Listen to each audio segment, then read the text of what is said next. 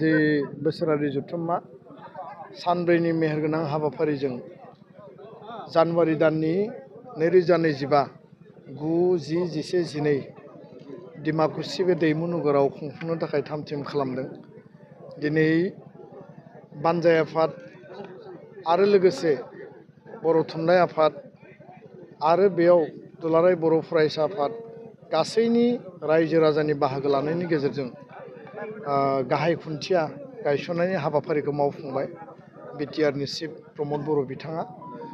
आरो बे हाबाफारियाव बानजाय आफादनि मासिगिरि आसाम बिधान सभानि मानगोनां बिश्वजित दैमारि बिथाङाबो बाहागो लादों। এখন এসকৰ্ট গাড়ীৰ চাবি হেৰাইছে, যদি কোনোবাই পাইছে এই চাবিখন ঘূৰাই দিব কাৰণে অনুৰোধ জনাইছো। बर' थुनलाइ आफादनि আমাৰ অতিথিৰ এসকৰ্টৰ গাড়ীৰ চাবি হেৰাইছে, যদি কোনোবাই পাইছে आरो गोबां চাবিখন ঘূৰাই দিব কাৰণে অনুৰোধ জনাইছো।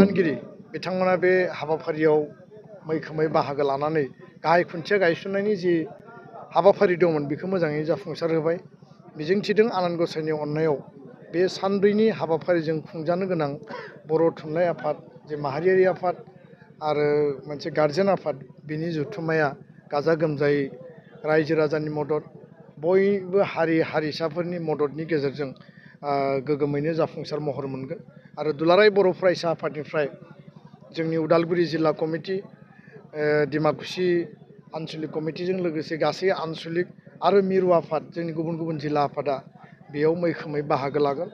आरो बानजाय आफादखौ बा बर' थुनलाइ आफादखौ जि लेभेलाव मदद होनांगौ, जोङो गासै बिथिंनि श्रम दाननि गेजेरजों भलन्टारि सार्भिस होनो थाखाय जोङो थागथियारि जानानै दङ। मिथिनो मोन्दों जोंनि थुनलाइ आफादनि दैदेनगिरि बिथांमोना फोरमायदों, बानजाय आफादनिफ्राय फोरमायदों जे बांलादेशनिफ्राय, नेपालनिफ्राय बा नोङो गुबुन गुबुन जायगानिफ्राय बे थुनलाइ आफादनि जथुम्मायाव बाहागो लाफैगोन। आरो गुबुन गुबुन देशनि जायफोर एम्बासादरफोर दङ, जायफोर हाइ कमिसनारफोर दङ, बिथांमोना अलरेडि कनसेन्ट होबाय।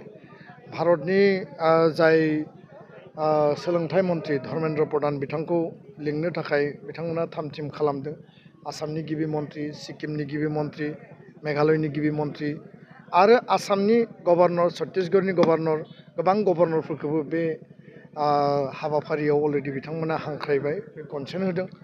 आङो बे जथुम्माखौ माहारिनि मोनसे जारिमिनारि जथुम्मा आरो हारिनि जिखिनि थामोन्था रैखाथि, बर' राव, बर' थुनलाइ, बर' मिडियाम, बिनि जेंना जेंसि आरो गोदान माखासे थांखि बिथांखि जों आजावनांगोन, जायनि गेजेरजों बर' थुनलाइनि जि मोनसे मानदान्दा बेखौ जोङो गोजौ लेभेलाव लांनायनि जिखिनि बेयाव सावरायनांगौ दङ, डिसकासन खालामनांगौ दङ, डेलिगेट हाउसआव बेयो मोजां जायगा मोनगोन। बर' रावा 90 सिडिउलाव नेसनेल लेंगुवेज हिसाबै रिकगनिसन मोननानै दङ आरो आसामनि लोगो सरकारि राव हिसाबै बियो दिनै मासि आवग्रिनो हाबाय।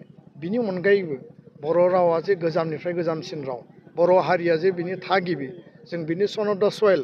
दा बेखायनो बेसेबां रोजा बोसोरनिफ्राय बर' रावा बाहायजेनजादोंमोन, बुंनाय राव हिसाबै, लिरनाय राव हिसाबै थुनलाइया सोरजिजादोंमोन, बिनि सायाव सं दाननानै मोनसे जारिमिनारि मोनसे सं दाननायनि हाबाफारिनि फारसेबो जोङो डेलिगेट हाउसआव सावरायनो हागोन। बर' मिडियामनि जेंना जेंसि, बेयाव गुन गोनां सोलोंथाइ लाबोनांगौ, भेन्सार स्कुलखौ प्रभिन्सियेलाइज खालामनांगौ, फोरोंगिरि थिसननांगौ, जोंनि आनजाद बिजाबनि जिखिनि थासारि, जिखिनि जेंना जेंसि दङ बेखौ सुस्रांनायनि थाखाय जोङो गोख्रोङै बेयाव लामा दिहुननो हागोन।